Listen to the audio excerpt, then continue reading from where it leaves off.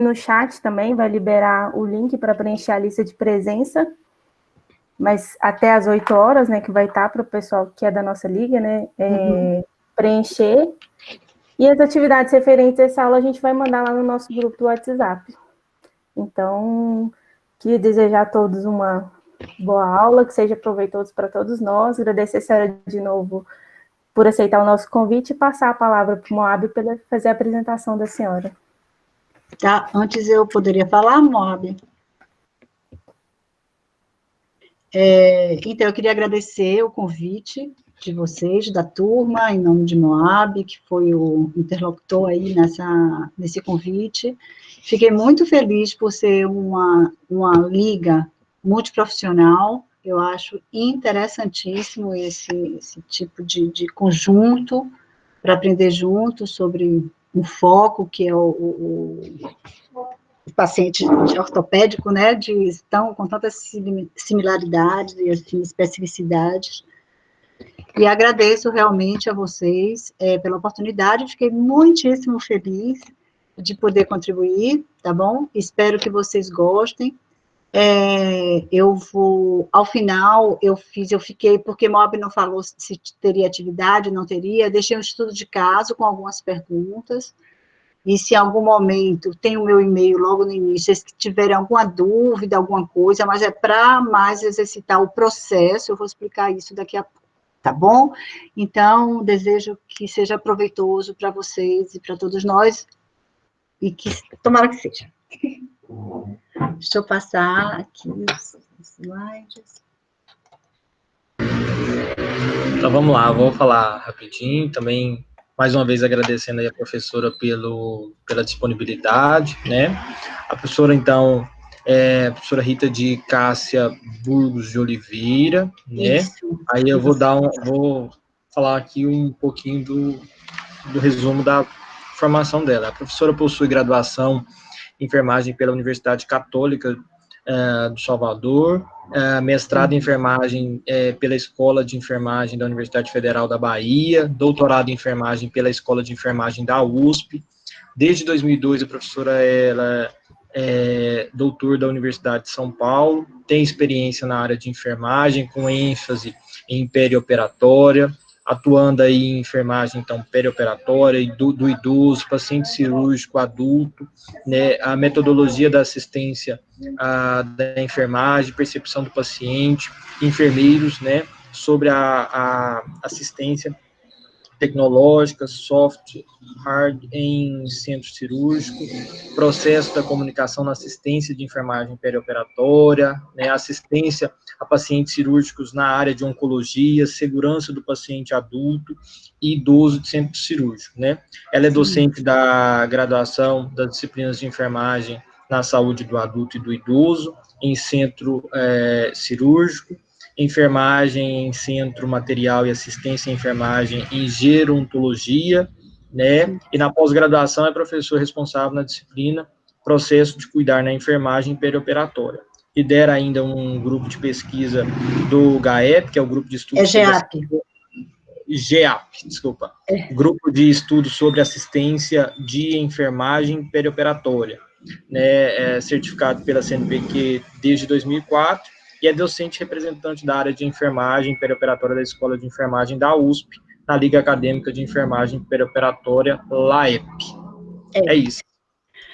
Obrigada, e eu gostaria de falar também que eu fui enfermeira por 14 anos de centro cirúrgico, além de ensinar sempre lá na Bahia, na Federal e na Católica, como a gente chama lá, que se chama PUC, aqui, quer dizer, aí eu não sei, aqui chamam PUC, e foi, para mim, essencial ter trabalhado tanto na experiência como enfermeira de centro cirúrgico, recuperação anestésica e UTI na área oncológica.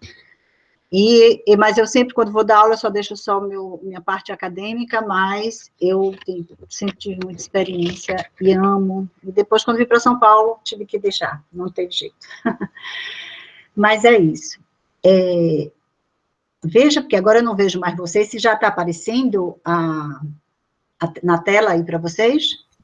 Então, Moab me pediu para falar sobre paciente crítico, mas aí ele já pediu para UTI, se cirúrgico, eu disse, não, vamos falar só de centro cirúrgico, e resolvemos que eu ia apresentar o processo perioperatório, que é o processo perioperatório na assistência de um paciente submetido a uma cirurgia, e com o paciente idoso em cirurgia ortopédica, tá?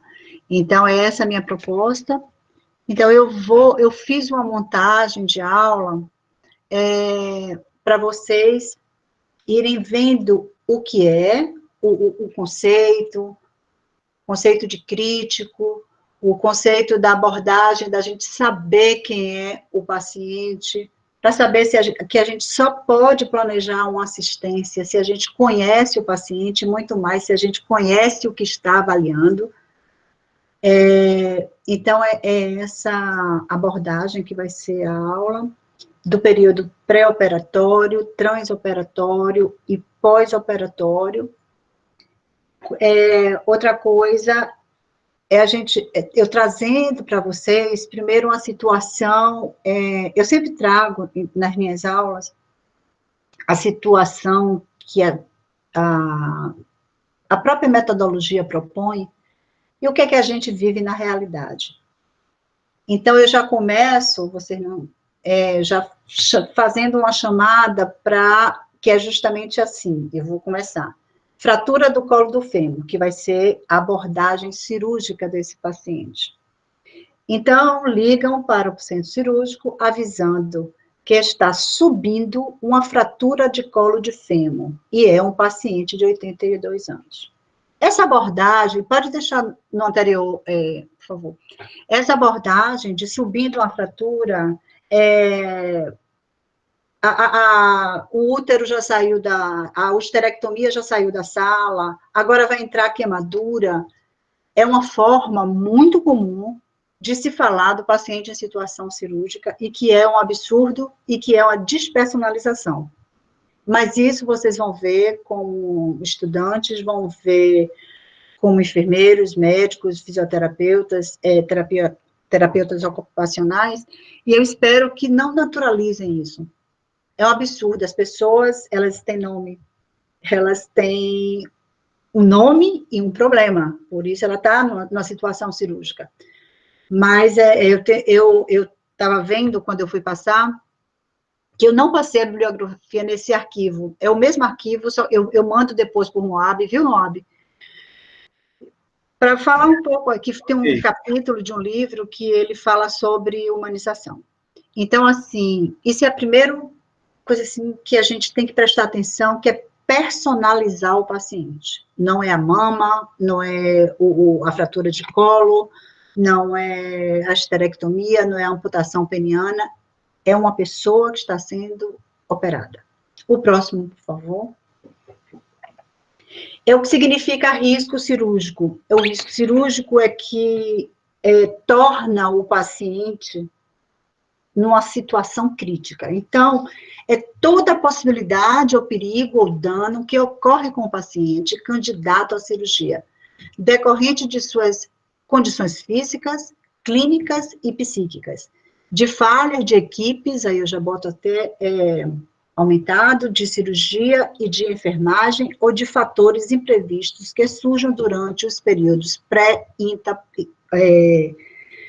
pós-operatório da situação cirúrgica. Então, voltando aqui ao que eu falei, o risco cirúrgico, ele está relacionado às condições do próprio paciente, às condições da equipe, ou seja, a falta de destreza, de segurança, e as imperícias. As imperícias são todos os erros que os profissionais fazem com o paciente, seja em situação cirúrgica ou não. Por exemplo, é muito comum, fora do ambiente cirúrgico, mesmo na clínica, na unidade de internação, na emergência também, por exemplo, infiltrar.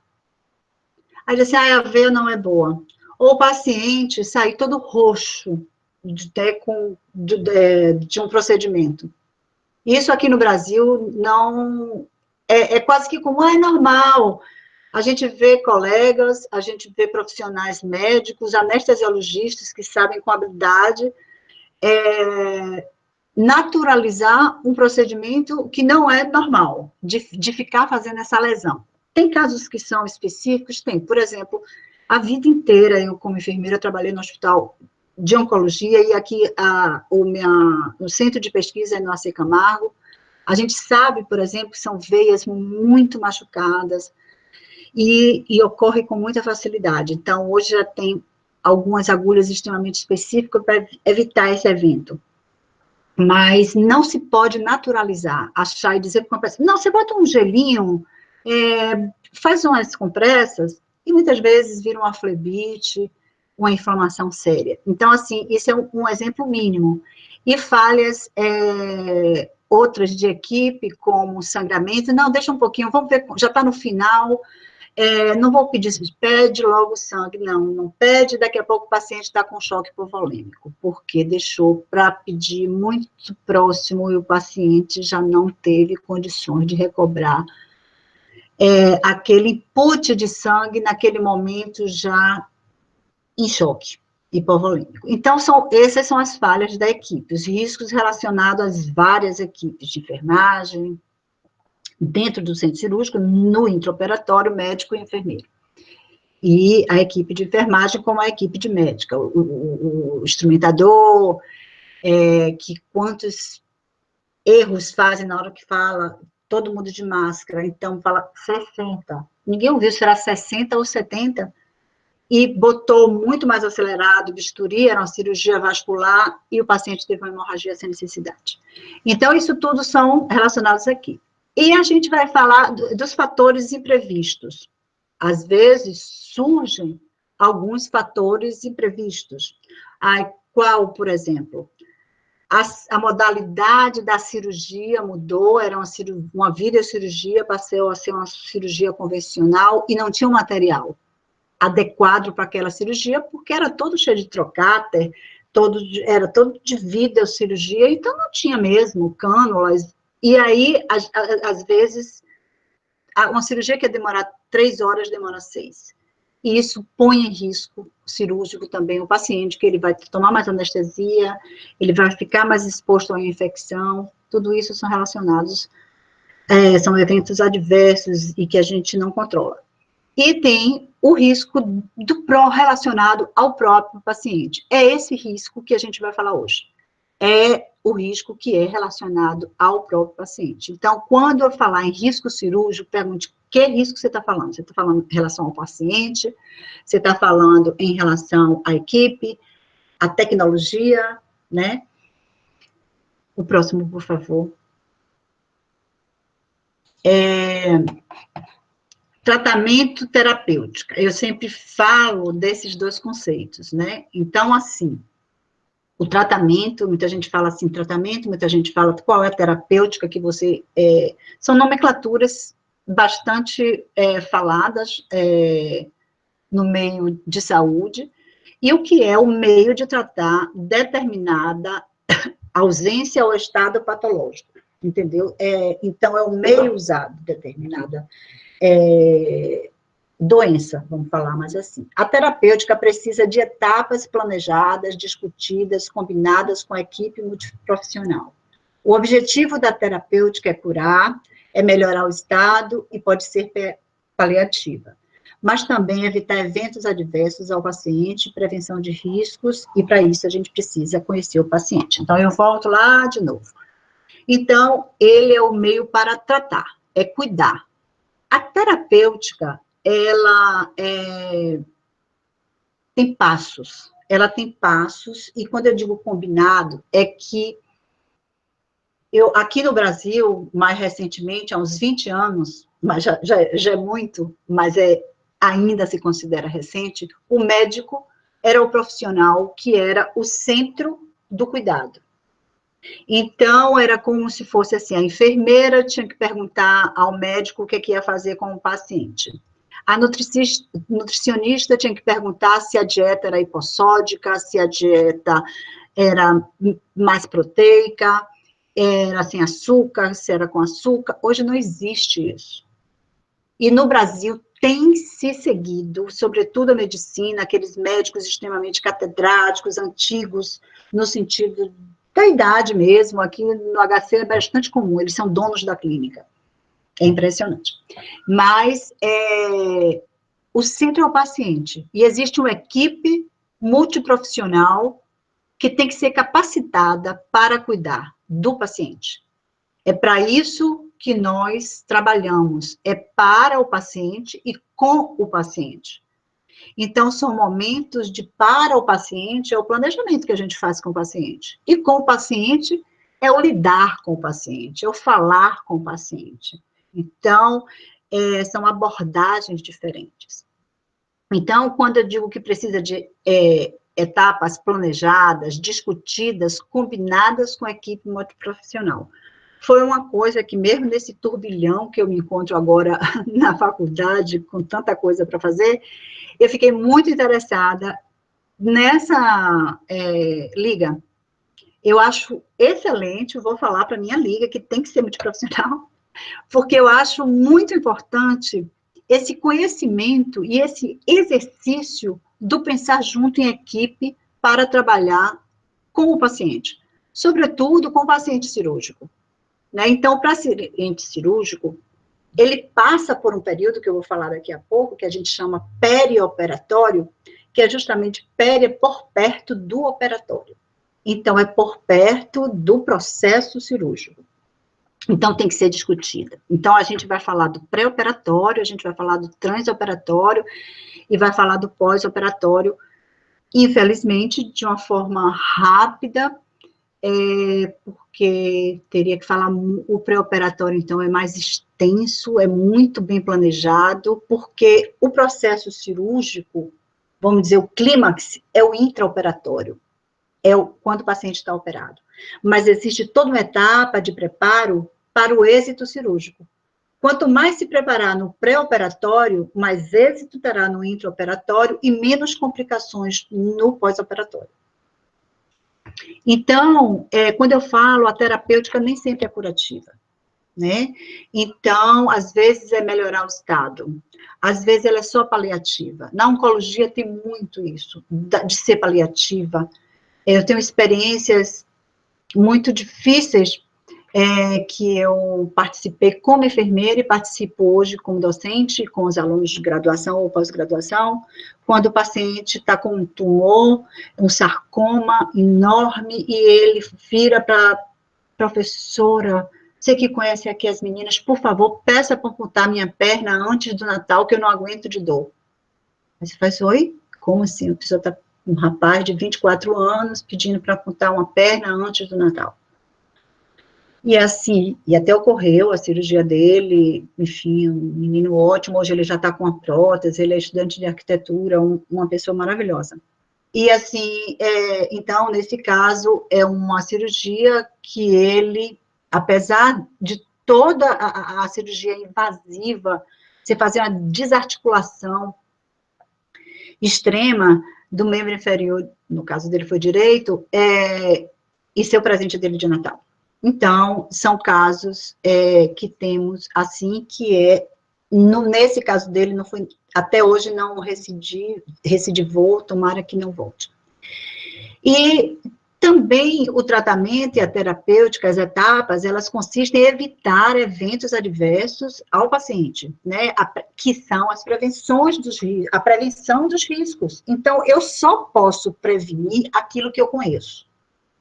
Se eu estou andando num caminho que eu não sei aonde eu estou, eu tenho a possibilidade de cair, de me bater, de fazer um monte de coisas. Se eu estou na minha casa e falta luz, eu vou segurando pelas paredes, mas eu sei onde é meu quarto, eu sei onde é o banheiro, enfim, a cozinha. Então, isso, claro que eu estou dando um exemplo no sentido de conhecer. O paciente, quando ele chega no centro cirúrgico, a depender do tipo de cirurgia, a gente conhece ou não conhece. Aí a gente vai falar um pouquinho daqui a pouco, quer dizer, acho que já é no próximo, por favor, Moab, passe, por favor.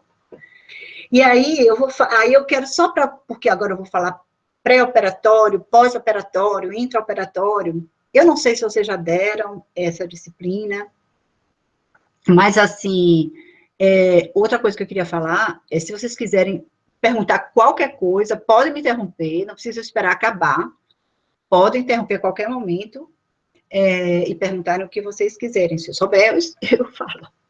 Então, assim, o período perioperatório. Como eu já falei, eu fiz esse gráficozinho que fica mais fácil entender.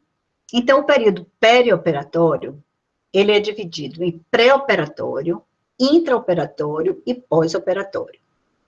No pré-operatório, vocês vão ver que tem o mediato e o imediato. O mediato, ele se dá desde o momento em que o paciente tem conhecimento da necessidade cirúrgica. Então, pode ser 3 meses antes. Olha, o senhor vai ter que fazer uma cirurgia ortopédica, porque seu joanete está muito grande, está te incomodando andar. Olha, você está com... Enfim. Então, ele soube da necessidade cirúrgica, ele vai, muitas vezes, se preparar. Isso eu estou falando de uma cirurgia eletiva. Então, tem a cirurgia eletiva, tem a cirurgia de urgência, de emergência, a paliativa, a estética.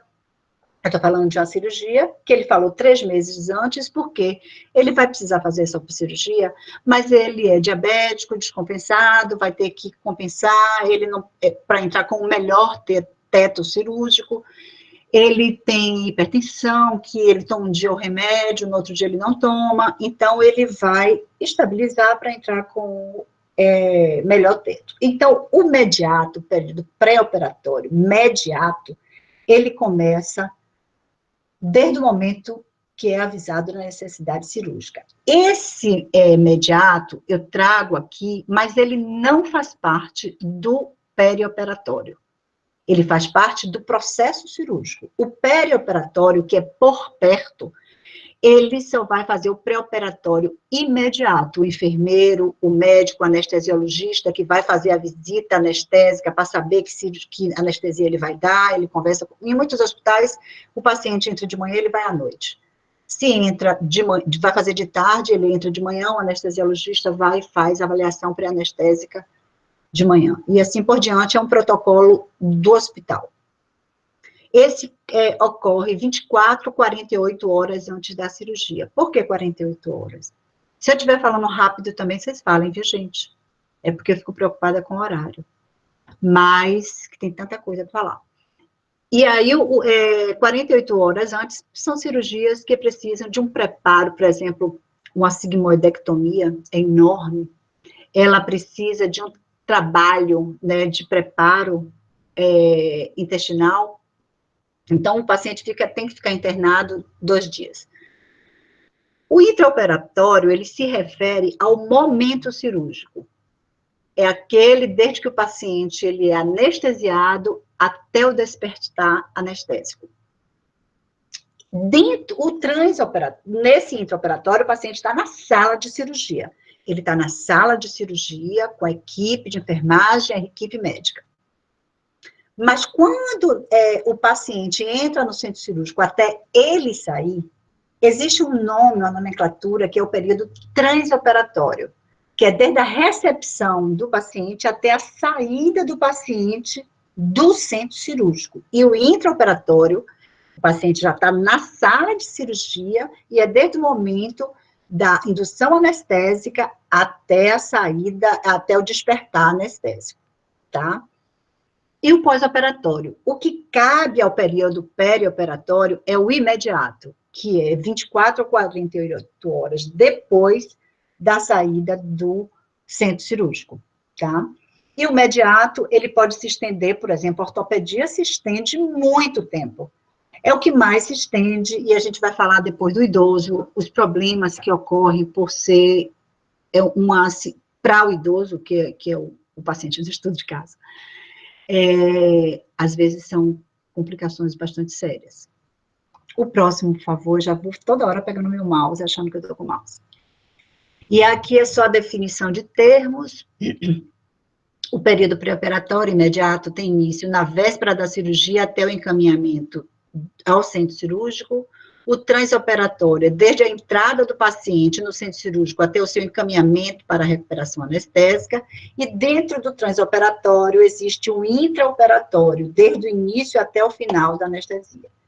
E o pós-operatório imediato, que é o que cabe, que eu acabei de falar, ao período perioperatório, é desde a admissão do paciente na sala de recuperação anestésica até as primeiras 24 ou 48 horas.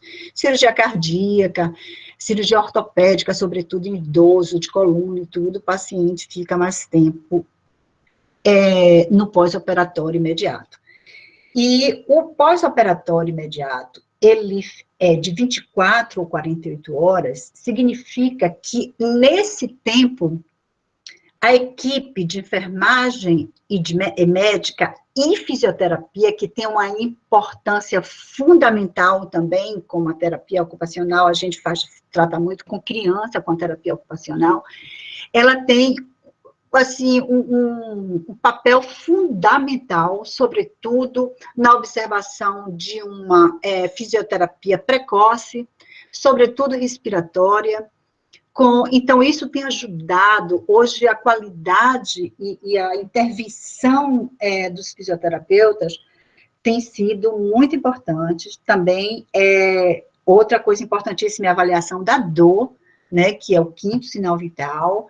Então, essas pós-operatório imediato, ele é importantíssimo, é o que a gente sabe e que define como vai ser depois, porque se ele ultrapassa essas 24, 48 horas, ele estabiliza nos sinais vitais, ele tem uma deambulação precoce, ele anda, né, precocemente, já defeca, que é uma coisa assim, hoje a gente não libera o paciente se ele ainda não defecou depois da cirurgia, se ele não tem movimentos peristálticos adequados, então ele fica, porque a gente já sabe que complica demais. E antigamente ninguém nem ligava para isso.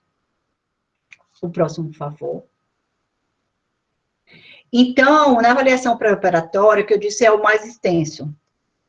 Então, a primeira coisa que a equipe, eu vou falar da equipe, como eu já falei várias vezes, é a equipe médica de enfermagem, sobretudo diretamente com o paciente,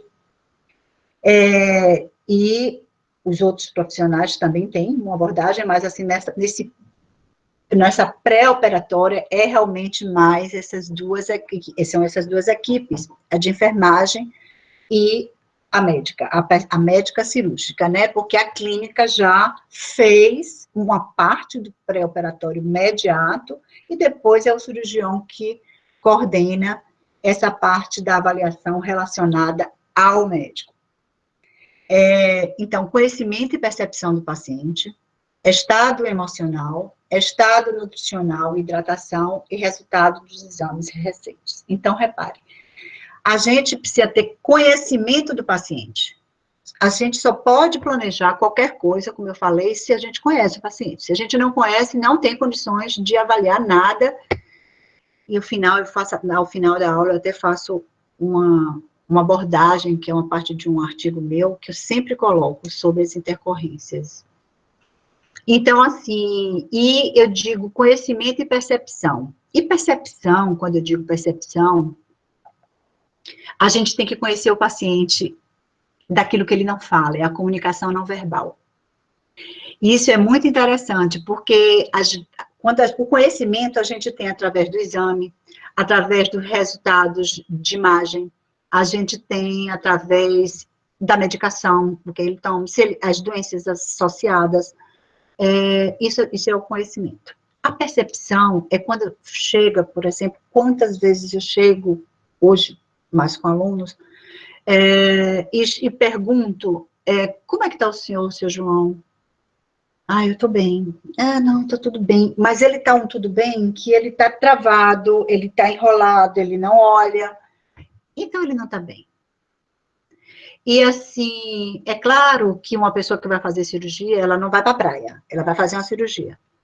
Mas tem pessoas que chegam, falam assim, olha, eu tenho certeza que eu vou morrer.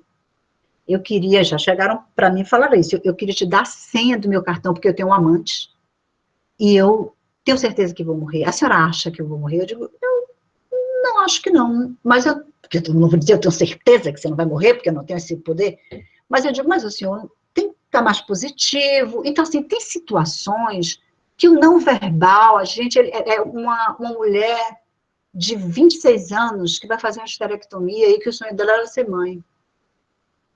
Então, assim, ela disse, olha, eu estou segura, mas eu estou arrasada, porque a minha vida inteira eu quis ser mãe.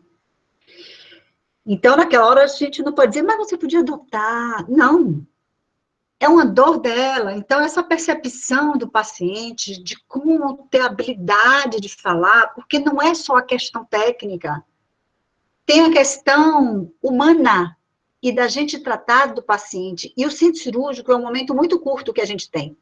É só na recepção do paciente, que é um espaço de cuidado e que a gente não pode menosprezar. O estado emocional do paciente, o estado nutricional do paciente, hidratação, resultados de exame recente, que isso já faz parte do conhecimento, a gente checa com o paciente, mas tem tudo, normalmente, no prontuário do paciente. O próximo, por favor. Então, a identificação de uso de próteses, órteses, drenos, sondas, infusões, perguntar sobre hábitos de drogas, fumos, drogas hipertensivas, hipoglicemiantes, avaliação da necessidade de infusão e vaga garantida, se for o caso, em UTI. Isso é um problema seríssimo que a gente tem. Então, a gente, por exemplo, alguns pacientes que não têm um risco nenhum, eu digo sempre assim, o paciente é rígido, ele não tem, ele vai fazer uma cirurgia mais simples, vamos dizer assim. Mas não existe nenhum paciente, nenhuma situação que ele não possa ter um problema e mudar completamente o quadro. Então, a questão da vaga de UTI, a depender da cirurgia, se for de grande porte, médio porte, ela tem que ser solicitada. Então, por exemplo, vai um paciente que ele vai fazer uma cirurgia simples, uma mulher que vai fazer uma exérese de tumor de mão esquerda. A exérese é retirada de um nódulo da mama esquerda, no caso, do exemplo. E aí, o que acontece? Ela chega, nunca se operou, nunca teve problema nenhum, mas quando chega lá, ela não consegue parar de sangrar. Não para, e descobre-se que ela tem problema no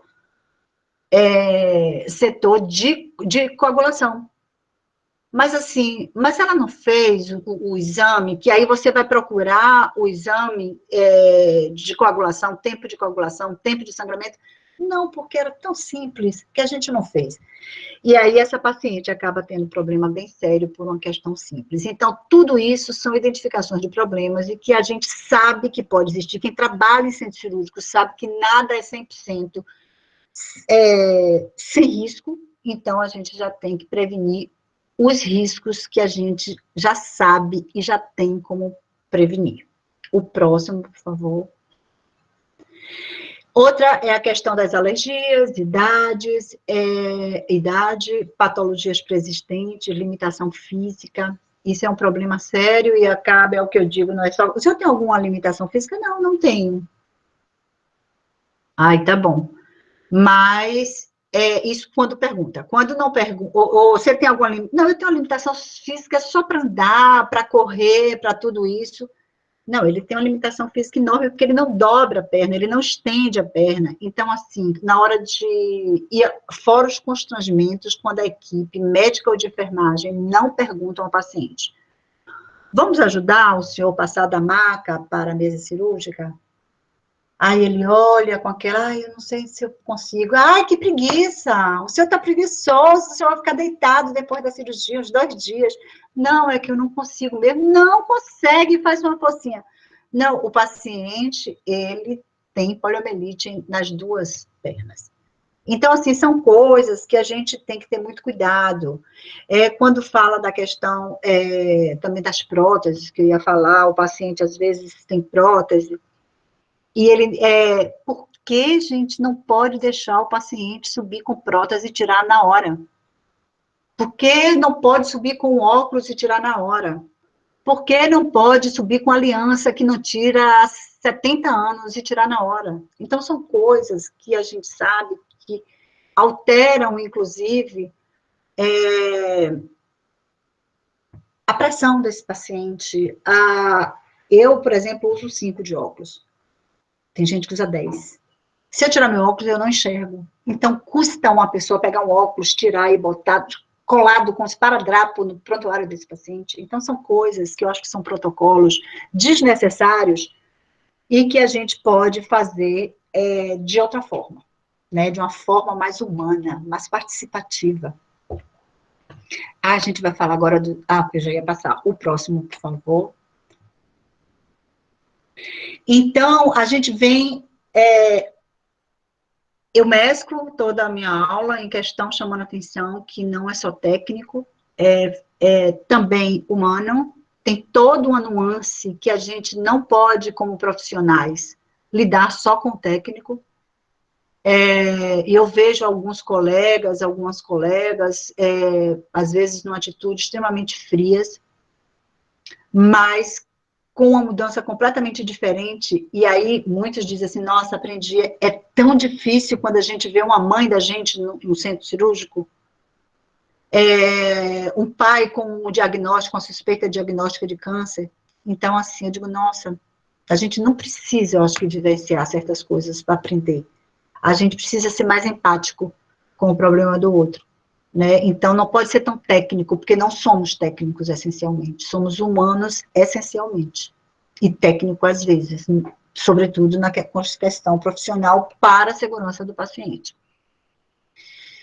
Então, aí tem os fatores sistêmicos, né? Que a gente tem que, no exame físico, fazer. Então, os exames sistêmicos são ligados à hipovolemia, à desidratação, ao desequilíbrio hidroeletrolítico, ao déficit nutricional, idade extrema, peso e infecções. As doenças pulmonares, bronquite, enfisema, asma, pneumonias, gripes. Doenças renais, nefrites, insuficiência renal aguda, é um perigo operar um paciente numa emergência em insuficiência renal aguda, ou ele evoluir para uma insuficiência renal aguda. A crônica, normalmente, o paciente, muitas vezes, ele é dialisado, então ele entra em outra condição de risco, né? Doenças cardiovasculares, insuficiência cardíaca, congestiva, arritmias, hipertensão, doenças endócrinas, hepáticas e diabéticos. Eu trouxe essa parte porque, por exemplo, em ortopedia, ocorre muito isso. O paciente, além de ter fraturado o colo do fêmur, como é o caso do paciente, né, da gente hoje aqui, ele pode ter outras coisas. Então, ele não entra só com a fratura, ele entra com um bocado de alteração. Gente do céu, então, esse paciente, por exemplo, o que eu fiz, eu digo, meu Deus, para que eu vou ter um paciente tão assim? Mas porque é um paciente de 82 anos, aí vocês vão ver. E assim, você precisa conhecer. Então, uma pessoa te liga lá de baixo da emergência, digo sempre lá de baixo, gente, porque o hospital que eu trabalhava, o centro cirúrgico era no 3º andar. Então, para mim, todo hospital é em cima, e a emergência é sempre embaixo, mas nem sempre é. Então, nesse caso, vamos dizer que seja. Então, ela liga da emergência dizendo, está subindo uma fratura, não sei quem é que está subindo, porque eu só sei que ela me avisou que era uma pessoa de 82 anos. Não sei mais nada, ainda mais de emergência. O próximo, por favor. Só para dizer que todas aquelas questões que eu disse valem uma aula, a desidratação, o porquê, o que causa. Então, eu fiz uma síntesezinha do sistema renal, né? Então, o que é que no sistema neurológico isso afeta para a cirurgia, o que o sistema musculoesquelético afeta e a avaliação psicossocial. Então, o sistema renal é a excreção de drogas anestésicas e seus metabólicos.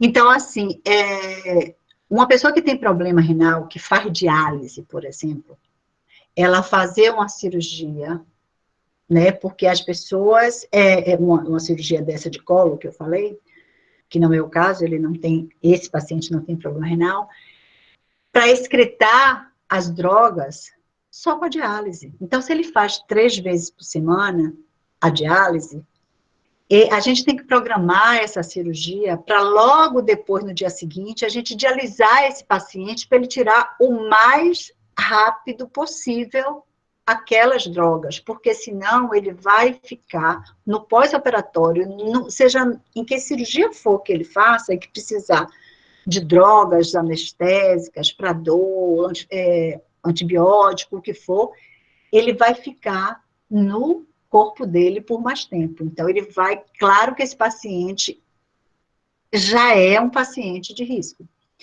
Então, essa cirurgia está contraindicada em problemas renais, qualquer cirurgia, a menos que a cirurgia seja uma medida para salvar a vida, ou seja, para melhorar ou a função própria urinária, ou no caso de uma fratura, de um acidente, vai ter que, se não operar, ele vai morrer. Então, esse sistema renal comprometido, a gente tem que ter muito cuidado e muito planejamento e muito conhecimento para tratar com pacientes com essa afecção. O sistema neurológico é a avaliação do nível de consciência, orientação e respostas a comandos. São importantes no ensino pré-operatório, né, e proporciona parâmetros para o cuidado pós-operatório. Se existe déficit nesse sistema, que é o sistema neurológico, a avaliação de consciência, o tipo de cuidado é afetado. Cuidados especiais são necessidades durante a experiência perioperatória. Então, tem alguns pacientes que eles têm problema realmente de cognição, eles não conseguem entender, é muito difícil a gente explicar, e é muito difícil ele aceitar que vai ficar contido, ele tem que ficar com a sonda, ele tem que ficar com o dreno, ele não entende aquela dificuldade. Então, é importante se avaliar também. Sistema musculoesquelético, são deformidades do sistema musculoesquelético, tais como osteoporose, podem causar interferência nas posições intraoperatórias e pós-operatório.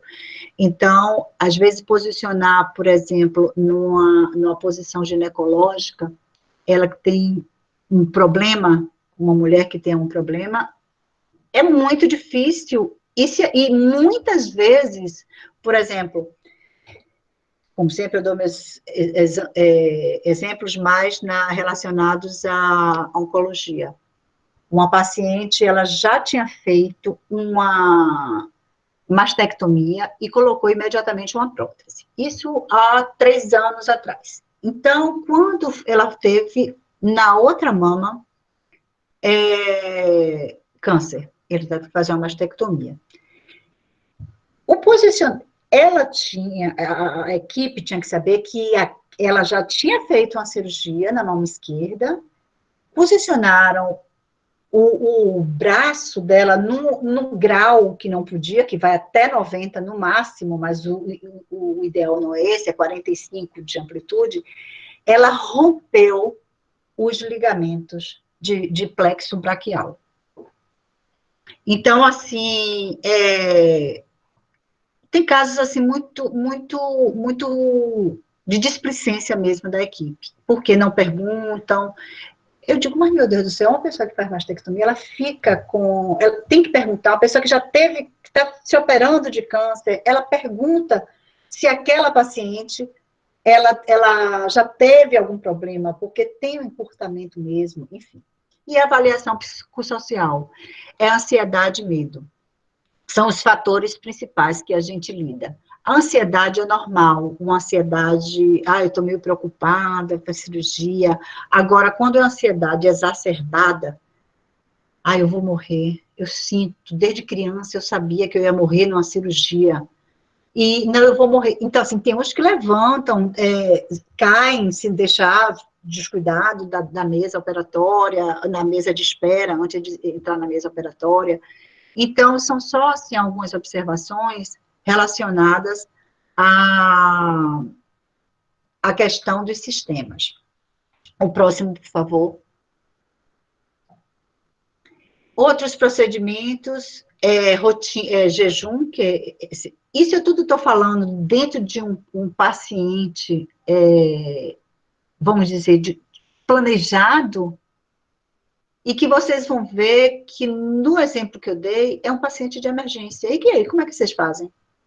Entendeu? Então, mas eu preciso dar tudo, e eu gosto sempre de fazer isso, assim, de dar o que tem que ser feito, mas a gente sempre aprende numa condição normal, que são cirurgias eletivas, cirurgias programadas. E cirurgias de emergência e urgência? Como é que a gente faz? O que a gente tem que fazer? Então, é mais ou menos isso que eu quero falar com vocês ao final, e vou correr um pouquinho. Então, aqui, jejum, conforme rotina institucional, retirada de prótese, retirada de adornos, higiene corporal, cabelo sempre seco, por causa do bisturi elétrico, esvaziamento vesical e intestinal, tricotomia muito de acordo com o protocolo de cada instituição, ou às vezes até de cada equipe, eles mudam, sinais vitais, marcação de cirurgia. Essa marcação de cirurgia, se é um idoso e uma criança, por exemplo, eles têm prioridade. E se tem 2 idosos, ele tem diabetes e o outro não tem, então é melhor, ou ele ou mesmo o paciente mais novo, fazer logo, porque quanto mais tempo ele fica sem fazer a cirurgia, ele tem que fazer no primeiro horário, porque senão ele vai entrar em hipoglicemia. E isso é péssimo, entrar um paciente em hipoglicemia numa cirurgia. Então, esse planejamento, já pensei que era para mim, já essa coisinha de 10 minutos. E a medicação pré-anestésica. A medicação pré-anestésica, só vou falar que no idoso, normalmente não se dá. E por quê? Porque o paciente idoso, ele já tem pouca expansibilidade pulmonar, e ele pode deprimir a respiração. Então, ele chega, muitas vezes, já hipoventilando na sala de cirurgia. Então, normalmente, não é indicado. Tem casos específicos e controlados que sim. O próximo, por favor.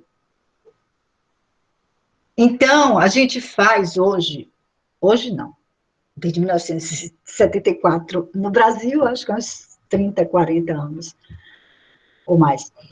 É o instrumento, pode passar, por favor, que é a ASA. Vocês vão ver, a gente fala ASA 1, ASA 2, que é da Associação dos Anestesiologistas Americanos. Foi desde 1941. A gente aqui no Brasil desde 1974, então tem quase 40, não, quase 40 anos, Então, e é utilizado no mundo inteiro.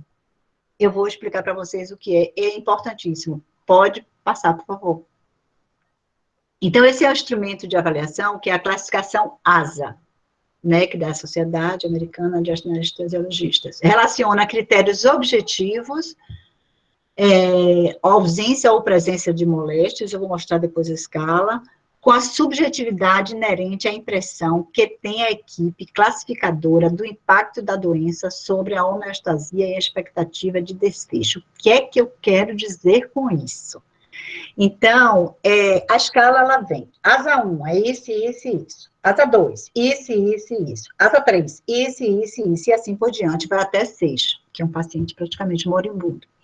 Mas, isso são os critérios objetivos da escala, é uma escala. Só que a gente sabe que mesmo com a escala, a gente tem a subjetividade do profissional. Gente, eu estou achando ele muito mas eu não vou botar com asa 3, vamos botar asa 2, porque ele está aí, ele está respondendo, ou se não é asa 2, é asa 3, porque ele tem esse fator associado, ele tem hipertensão, mas não é controlada, então, assim, vai mudando. Quando eu falo de subjetividade, é aquilo que o profissional, sobretudo o profissional que conhece, às vezes, o paciente, às vezes é um cirurgião, que já passou por outras cirurgias com esse paciente, já é paciente desse cirurgião, ou é um paciente, por exemplo, oncológico, vai e volta há muito tempo. Não, ele é assim mesmo, é desse jeito, não precisa dar o número mais alto da classificação, porque quanto maior o número, mais grave, mais crítico. E a partir disso, a gente vê como essa equipe que vai classificar, ela tem o impacto da doença sobre a homeostasia. O que é a homeostasia? É o equilíbrio. Então, é como se fosse uma balança. Ele está com essa doença, mas ele está equilibrado. Então, a relação entre a balança da doença e do impacto da doença com o equilíbrio que esse paciente está, o equilíbrio interno, da homeostasia. Então, aí a gente vê a expectativa do desfecho. Às vezes a gente sabe que o paciente, se a gente for olhar pelo item técnico, a gente diz, nossa, esse paciente não vai sair da cirurgia. Aí a gente diz, não, ele vai, porque a gente já sabe como ele é, ele faz isso, mas a gente consegue reverter. É isso que eu quero dizer nesse negocinho aqui. O próximo, por favor. Aqui vamos dizer assim, os conceitos de cada um. Tem a saudável, a doença sistêmica leve, doença sistêmica grave ou ameaça à vida, o ASA 5 moribundo e o 6, que é já com morte cerebral. Então, depois você lê esse, porque não vai dar tempo de ler todos, mas, por exemplo, saudável é nenhum distúrbio orgânico, fisiológico, bioquímico ou psiquiátrico. Já o ASA 4, ele tem distúrbio sistêmico grave, quem corre em risco de vida, com ou sem cirurgia. E assim por diante. Então, isso, ele é usado em todo o centro cirúrgico no Brasil. Não tem um centro cirúrgico que não use esse. Então, ele é usado de norte a sul do país e no mundo, na América, ele também é usado. É o mais confiável que a gente diz assim, para ter... E o que significa? O que significa isso? Quando eu digo assim, ó, vai entrar um paciente de ASA 4, nossa, sério?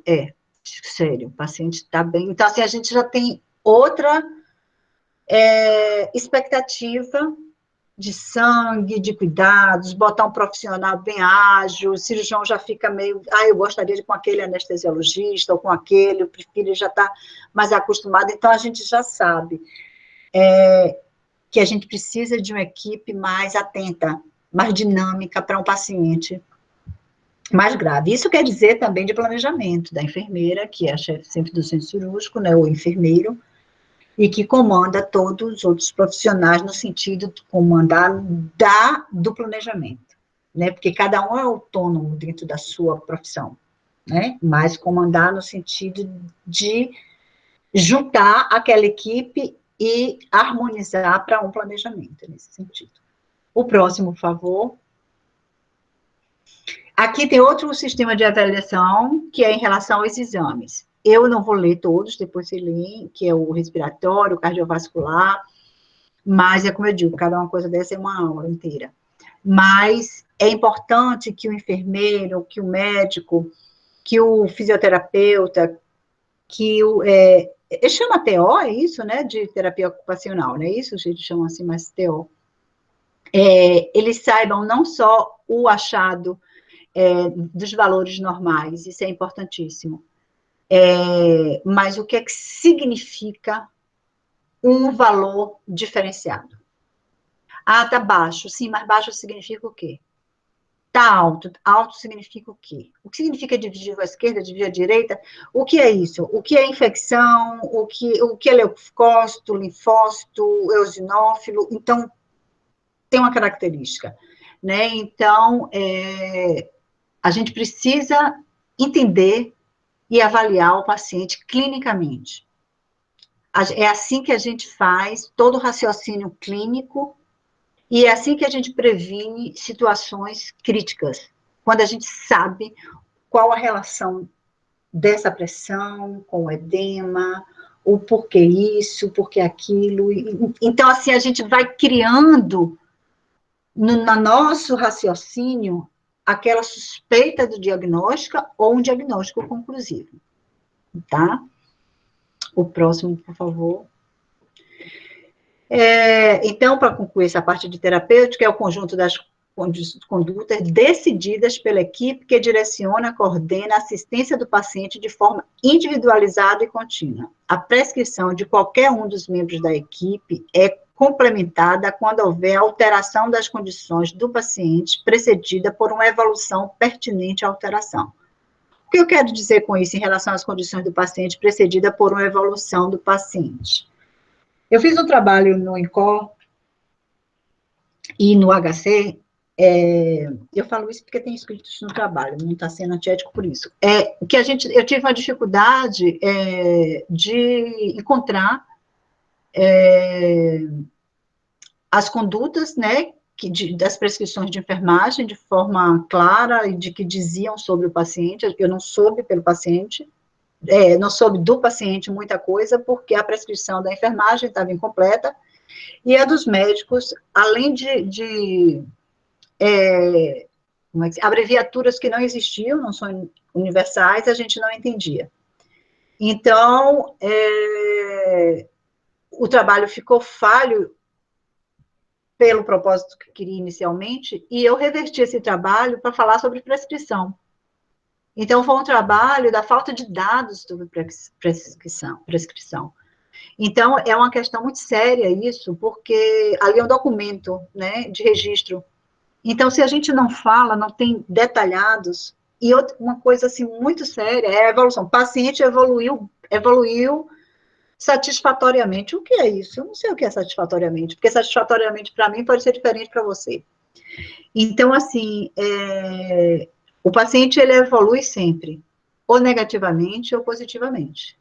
Ele só não evolui quando ele morre. Ele acabou de morrer, ele não evolui mais nada, nem evolui. Então, assim, a evolução assim, ele evoluiu, muito se tem aquela ideia de evoluir, está evoluindo. Se você dizer, está evoluindo bem, ok, mas pode estar evoluindo mal, e tem que dizer o que significa mal.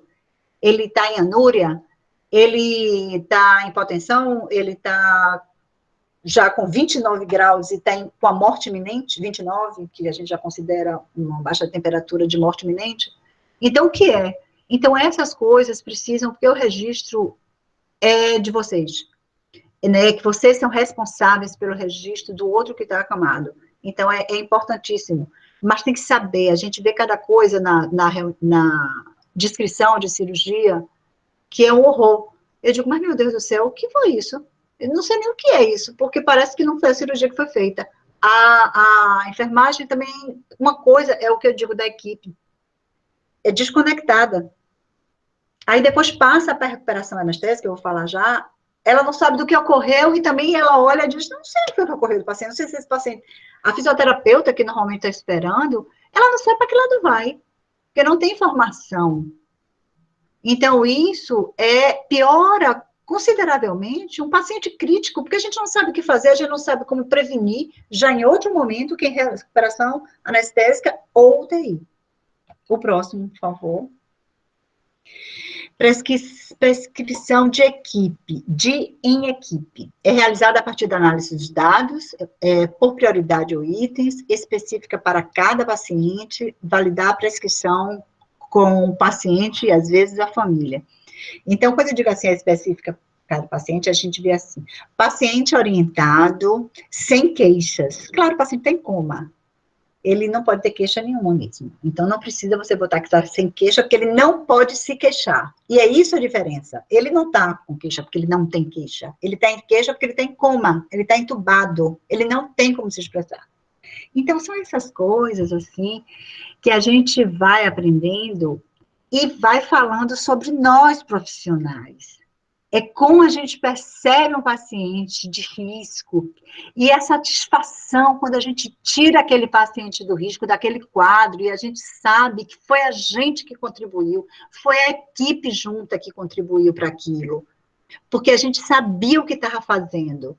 Então, esse retorno é uma satisfação para nós, não como orgulho, mas como competência. Você saber que está fazendo, e você ter a clareza de quando você está com preguiça de escrever no prontuário, que escreve esse paciente orientado, sem queixa, o paciente tem como, não tem queixa, que maluquice é essa? Então, assim, são coisas que a gente tem que prestar atenção, enquanto profissionais. E a gente não vai, isso ninguém ensina, a gente que tem que saber o que é que a gente quer ser. Quem somos nós, enquanto profissionais? Qual o meu papel nessa parte que me cabe? Né? O próximo, por favor. Você vê como é grande o pré-operatório. Desconfortos esperados, Então, a gente já tem que prever o paciente, gente, 20 horas já. Posicionamento, drenos, orientar procedimento anestésico e cirúrgico ao paciente, normalmente é o anestesiologista que faz, outras orientações pertinentes, por exemplo, você tem que andar, se ele vai usar algum dispositivo, se ele vai sair de sonda. Então, o paciente, por exemplo, de trauma ortopédico, ele tem um acidente de moto, ele vai fazer como é que se diz? Uma cirurgia de face. Ele vai sair completamente cheio de bracket, cheio de ferro, ele vai, e além disso, ele vai ter um tampão na boca. Bom, se aquele paciente chegou de um acidente, chegou desacordado, é claro que ninguém vai chegar num paciente sangrando, todo acabado, e vai ficar, olha, deixa eu te falar, não vai fazer isso. Mas a primeira coisa que tem que fazer no despertar é dizer, ó, calma, você não vai conseguir abrir a boca, você está com um tampão. O que é tampão? Porque ele não sabe o que é tampão. Então, ele está com uma gaze, que vai ficar com gosto de sangue. Então, amanhã a gente vai tirar, você vai se sentir, mas tenha paciência, respire assim, assado. Então, porque senão o paciente fica enlouquecido. Então, a gente tem cada crise, e o paciente começa a alterar os sinais vitais dele, e etc. E estimular sempre o autocuidado. Próximo, por favor. Aí vem o período transoperatório, que ele começa na recepção do paciente até a saída desse paciente. Então, deve ser preconizada a recepção do paciente pelo enfermeiro. Próximo, por favor. Aqui, só para dizer que o sistema referencial, ele tem que ser, a assistência perioperatória, ela tem que ser continuada, individualizada, documentada, avaliada, participativa e holística. Holística é quando a gente pensa num todo do paciente. Então, tem casos religiosos que dizem assim, meu Deus, também tem isso porque é dessa religião, porque tem isso porque é daquela. Não importa nada disso. Outra coisa que a gente tem que falar com a individualizada é a questão do gênero. O gênero é o gênero que a pessoa se define. Então, hoje já é objeto de lei. Então, não é a questão biológica, masculina ou feminina. Ele tem que ser chamado, se ele é João, e ele se define como uma mulher, ele tem que ser chamado com o nome dele, tem que estar escrito isso, então é uma questão individualizada. Eu fui, enfim, para uma palestra e eu fiquei chocada quando a pessoa que estava fazendo a palestra, ela me perguntou quantas pessoas transexuais eu já tinha atendido. Eu disse, eu não sei. Ela fez assim, quantos Joões, como foi que ela perguntou, quantos Joões eram Marias? Eu fiquei tão sem graça, porque 30 anos trabalhando com isso, eu não soube responder, porque não é assim que funciona. Então, não é individualizada que você está fazendo, o que eu estou fazendo a vida inteira. Então, assim, isso foi uma coisa que eu consegui ainda bem mudar na USP, na questão do recadastramento, e hoje o formulário do AC Camargo, ele é assim. Eu fiquei muito feliz, mas fiquei arrasada também, quando eu soube, eu digo, gente, não sei, nunca, não sei. E assim vai.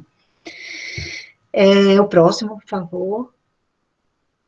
Então, aqui é só para mostrar o fluxo, que a gente já viu, avaliação pré-operatória, individuação e planejamento da assistência. O próximo, que eu queria chegar no... Então, assim, a implementação, ela contempla as intervenções que a gente já viu nesse pré-operatório todo, os registros, a evolução, a prescrição no período transoperatório e recuperação anestésica, que eu vou falar. Próximo, por favor. Então, aqui eu só falo que o paciente, depois você lê isso, é a fratura do colo de fêmur, não é o estudo de caso, eu só falo do fêmur, né, do osso mais longo, essas coisas todas. E aí a gente traz o paciente crítico, né, porque eu quero chegar ao estudo de caso. Então, assim, para vocês verem, por que o paciente idoso, ele é um paciente já que a gente tem uma observação. Paciente a partir de 80 anos é um paciente, uma pessoa depois de 80 anos em diante, ela é uma pessoa da quarta idade. é um paciente de risco sempre. Mas um paciente, por exemplo, com fratura de colo de fêmur, dentre vamos dizer assim, dos problemas ortopédicos no idoso, a fratura de fêmur é a mais comum e a mais perigosa, e, sobretudo, do 2º ao 6º mês. Mas por que, Rita, do 2º ao 6º mês? Porque o paciente fica muito parado. Ele ele morre por questão respiratória, por questão pulmonar, por ficar, muitas vezes, parado. Ele tem problema tardio de coágulos. Então, assim, a mortalidade aqui é de 12% a 37% em um ano após a fratura. O risco de morte é maior entre o 2º e o 6º mês depois da fratura. Olha que loucura. Quanto maior a idade do paciente, as maiores chances de morrer após fraturas de fêmur proximal. E aí vocês depois leem com calma, essa parte é interessante, eu trago uns dados recentes também, eu vou passar para vocês, como já disse, eu só vi agora quando passei para ele, que eu passei sem referência. Próximo, por favor. Aqui é o colo, né, para vocês terem ideia, como parte, aqui é uma fratura completa, tá? Próximo, por favor. E aí tem o preparo, abordagem cirúrgica, a incisão, normalmente é de anestesia geral, deve ser com bloqueio neural. Aqui, na realidade, o que eu falo, eu quero que vocês leiam depois, para falar, porque eu gostaria muito de um retorno, porque eu fiquei assim, porque normalmente quando eu dou aula, eu faço um estudo de caso. Aí eu fiquei sem saber se eu podia fazer ou não, porque eu não sabia que tinha passado uma atividade, mas eu acho que que eu vi alguém falando.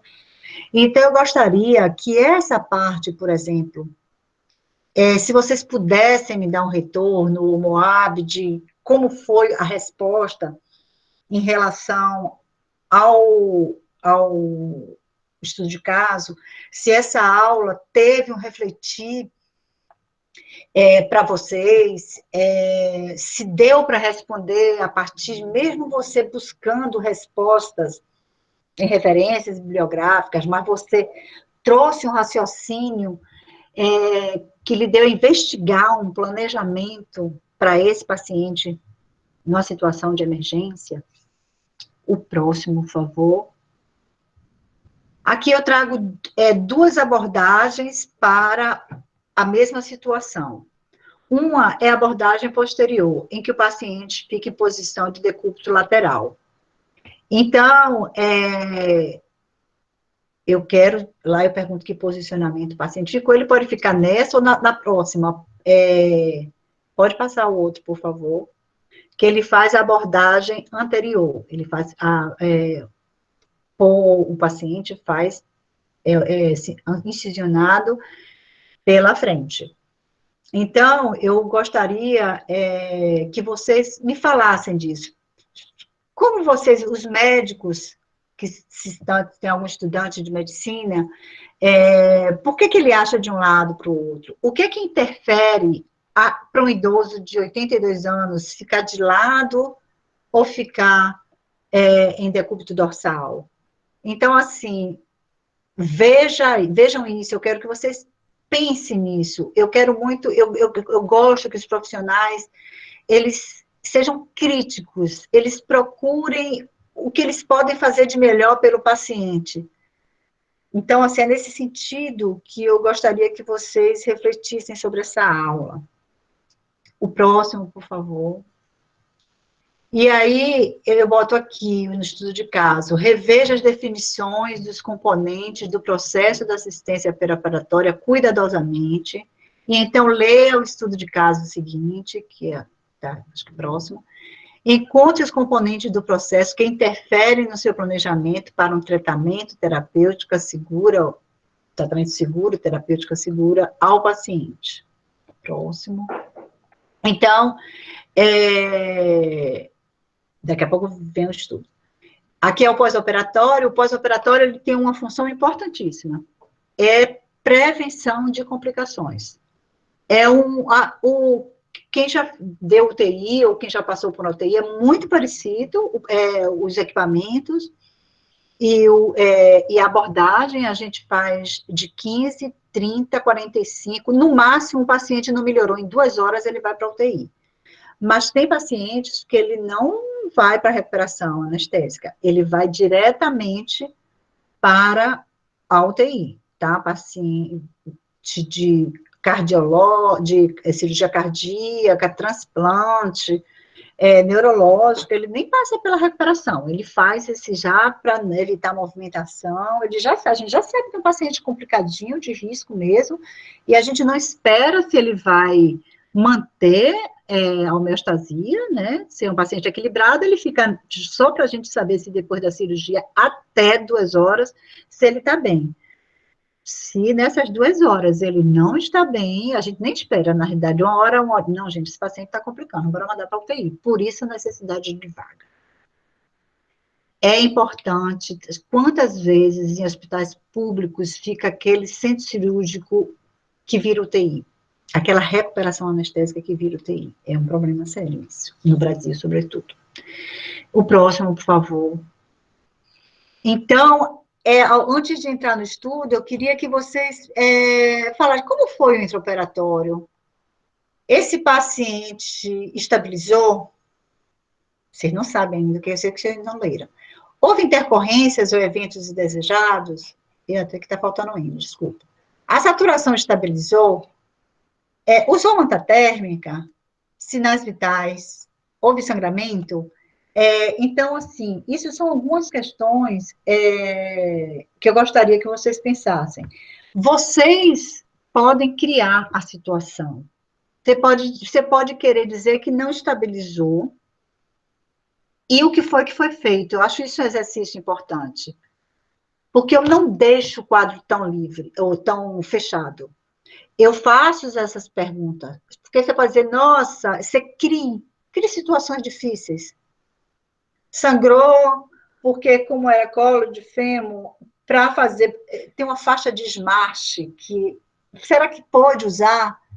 Era um paciente que tinha massa muscular, enfim, pensem, eu gosto muito de fazer isso com os alunos, eu sei que quando não é uma aula presencial é muito difícil essa abordagem, estou me acostumando mais na pandemia, mas eu fico à vontade, se vocês quiserem, em outro momento, retomar com o estudo de caso, ou saber quem, enfim. E se vocês sentirem individualmente, podem me perguntar. O próximo, por favor.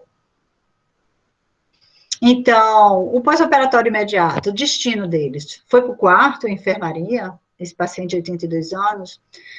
Isso é improvável. Foi para a unidade de recuperação anestésica? Foi para a unidade de terapia intensiva? Para onde foi ele? Próximo. Então, esse paciente é um paciente LS, 82 anos, registro 198. Antes de continuar, de ler, aliás, eu vou ler tudo.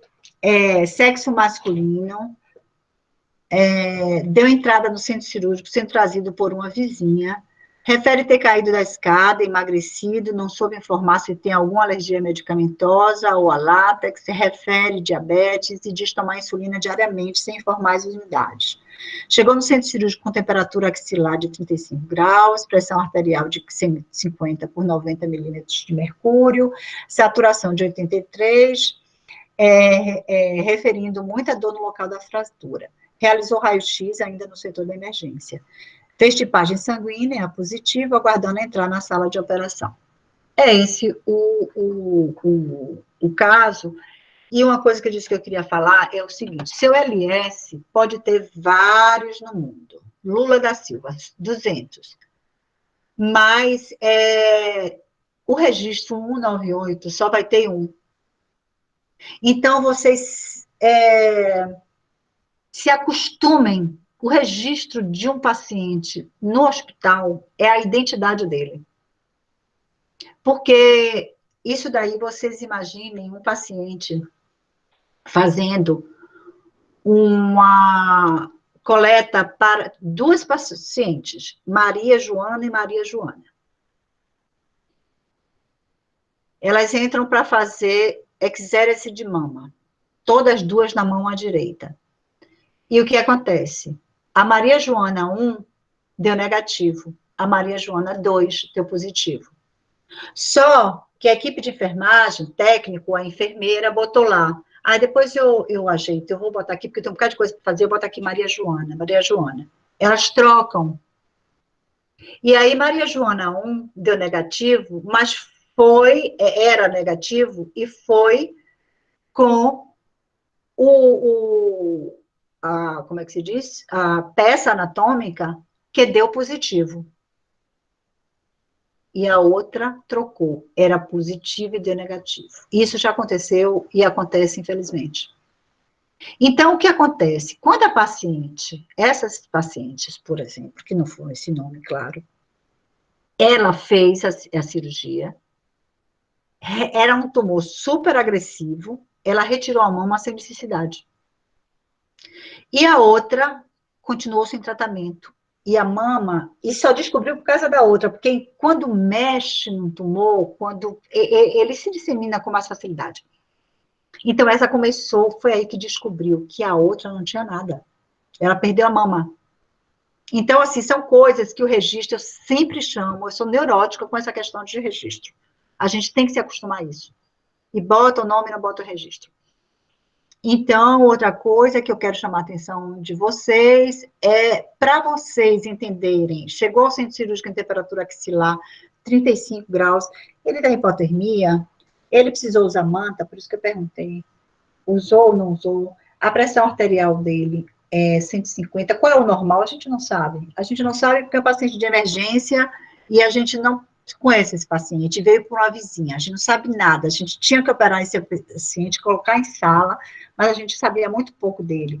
Ele disse que, por exemplo, alergia medicamentosa ou a látex, a gente não pergunta nem a látex, a gente pergunta, você tem alguma coisa quando você bota luva, só não ficar coçando, você pega em plástico, borracha, não sei. Por quê? Porque tem muito problema de alergia ao látex, e o paciente, ele tem choque anafilático por causa disso. Então, se ele já diz, eu não posso botar luva, fica todo me coçando, a gente já troca tudo e já bota tudo que não tenha problema para ele. E a saturação 83, qual é o valor normal?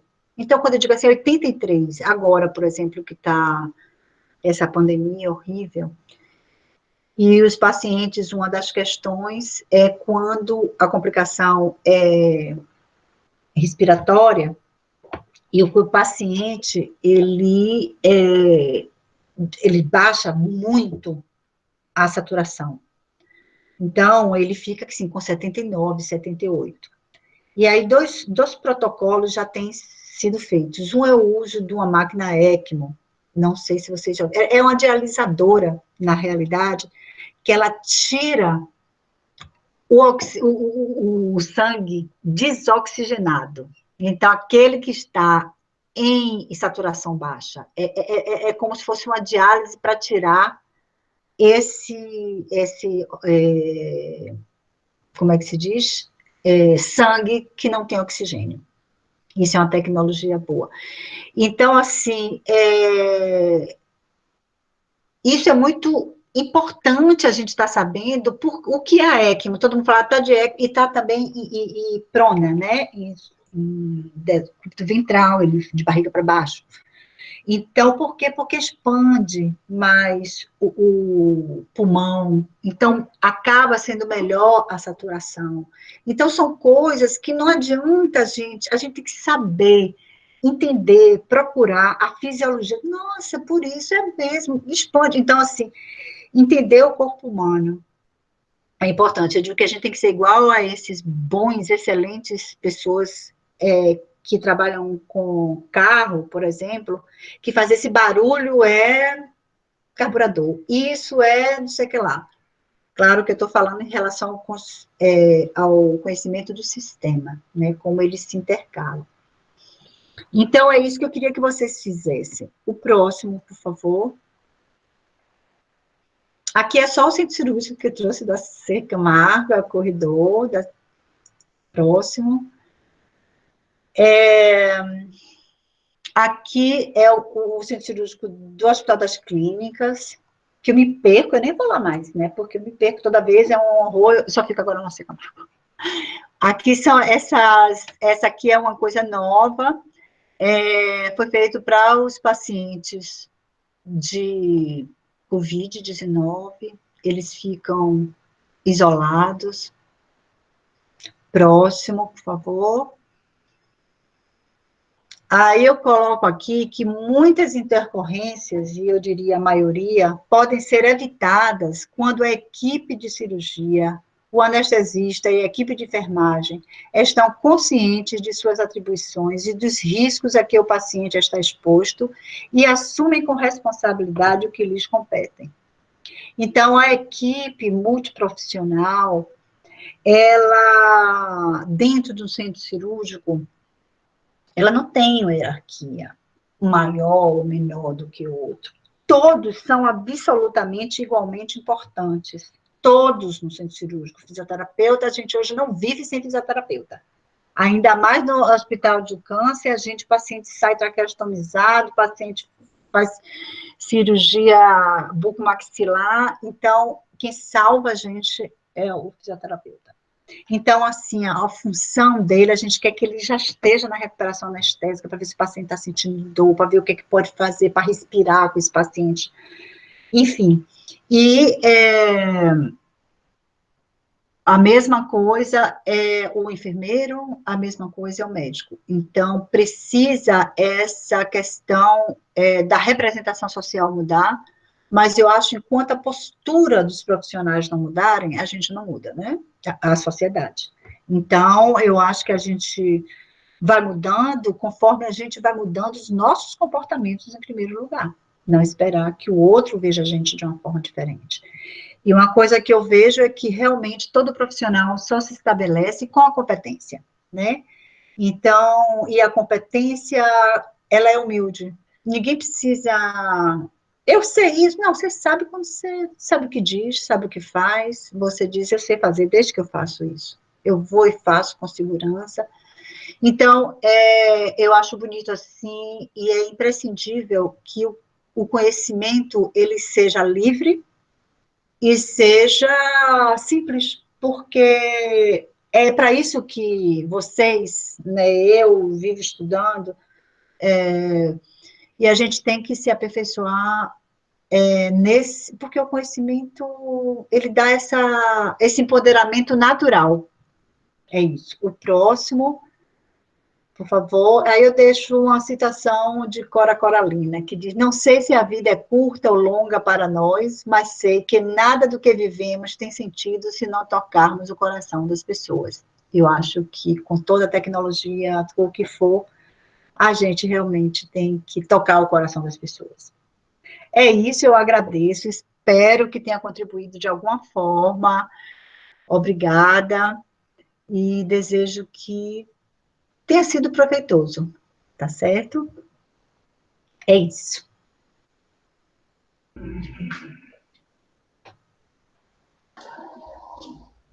Seu áudio está desligado, Maiara. Desculpa, muito obrigada, professora. Ficou uma pergunta aqui no chat, a senhora quer que leia para a senhora? Eu quero. Como é o protocolo quando o paciente apresenta delírio em relação à sua recuperação cirúrgica ou na urgência e emergência na entrada do hospital? Então, normalmente, quando ele apresenta delírio, depende da causa, né? Por exemplo, o paciente grande queimado, ele apresenta delírio, mesmo assim, completamente descompensado, por uma questão de desordem, como é que se diz? Eletrolítica, né? Hidroeletrolítica. Então, ele está queimado, ele está completamente desidratado, e uma das primeiras coisas que ele faz, ele é hidratado, colocado toda a questão para melhorar esse índice, porque ele entrar em uma cirurgia assim é até mais arriscado ainda. Então, esse é o protocolo, por exemplo, para um grande queimado. Existe o delírio de droga. Chegam os pacientes muito com delírio de droga. São pacientes que chegam com muitas drogas juntas, crack, cocaína, morfina, enfim. Eles têm uma coisa de tomar morfina, muitos são roubam até de hospital, isso e aquilo. Às vezes são alunos de residente, a gente tem muito caso de aluno de residente que roubam trocas anestésicas, e, enfim, e aí esses também a gente tem, a gente dá muito o próprio soro e tudo para diluir, bota a sonda muitas vezes, porque ele tem que tirar aquela droga do organismo. Tem os com problemas psiquiátricos, né? Então, assim, cada um ele tem uma forma diferente. Quando é problema psiquiátrico, a gente chama o psiquiátrico, eles normalmente têm os protocolos de medicação, eles avaliam. Os psiquiátricos, eles são, às vezes, eu diria assim, que para mim, eu penso que eles são mais arriscados do ponto de vista, porque muitas vezes eles chegam naturalmente, eles chegam conversando e falando normal e tal, e daqui a pouco eles surtam, quebram tudo, pegam de outro paciente, tiram o equipo. Então, assim, mas ao mesmo tempo ele é mais fácil de ser identificado que aquilo é uma questão mais ligada a um problema psiquiátrico, psíquico. Então, assim, Maiara, tem vários tipos, assim, para dizer. Na minha abordagem profissional, eu trabalhava lá em Salvador, no Hospital Geral do Estado, era muito mais por causa de drogas. Tinha muito, assim, e aí era muito terrível, e eram delírios fortes. Então, assim, mas tem vários tipos. Tem criança também, tem algumas doenças, né, neurológicas que elas chegam também, tem convulsões com delírio. Então, assim, o delírio tem muitos protocolos. Sim. Não, tá certo. Alguém tem mais alguma pergunta? Não? Então, gostaria de agradecer de novo a senhora, muito obrigada pela aula, agradecer a todo mundo pela presença aqui na aula.